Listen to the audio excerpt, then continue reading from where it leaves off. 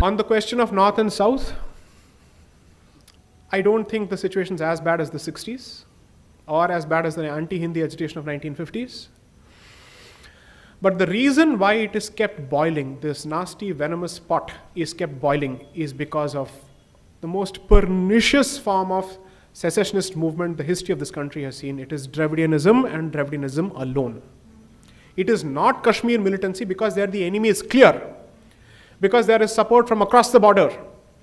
Here there's someone sitting inside, enjoying funds from several other places, and he is doing this on a regular basis.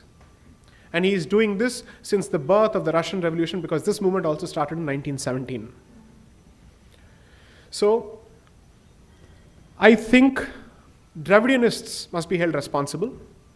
But the other side of the equation, I said this in my lecture at BHU, everyone from whichever part of the country they may be, if they think of themselves as Bharatiya, apart from their mother tongue, they must learn another Bharatiya language, without a doubt. If you don't do that, you may learn a particular language because of economic reasons, because you have to move to some place or whatever. But I would want a greater integrative reason for learning another language. It shouldn't be just economics. Because you'll still learn the language, but ghrina to khatam nahi hogi na. That will still go on. You're learning the language because that's your means of livelihood. You can't survive without it. But the poison within and the separatism within will not die. Which is why I switch to Hindi often. To say my complexion and Hindi get along really well. Don't worry. They will get along well. There's nothing wrong with it at all. After all, the purest form of Sanskrit has survived in the South, not anywhere else. For historical reasons. So we will protect it. We don't have a problem with it at all. I can't have a problem with a language which has the very same script as Sanskrit. Dravidians have a problem with Sanskrit, and that is why they have a problem with Hindi, is the calculation most people miss. Their problem is with the Hindu identity, and therefore everyone who represents the Hindu identity is a problem. So the person coming from the cow belt who speaks Hindi is a problem precisely for that. And this is a very different example to give. I would say they were put in their place better by perhaps Nehru at some point and Indira Gandhi at some point actually. Whereas we are massaging their ego by constantly spewing this lie that Tamil is the oldest language. Don't say that. Tamil need not be the oldest language for it to be respected.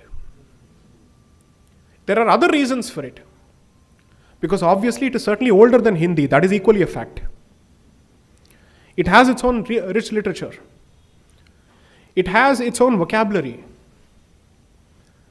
When I say its own, it doesn't mean it's isolated. Because you see, as Bharat, we have literally, it's like a vast ocean where every small tributary or river has drawn from other, let's say, tributaries or rivulets. It has happened across the board.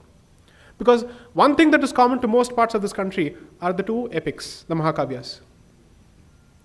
So naturally, your examples, when you think of food and strength, you'll think of Bhima.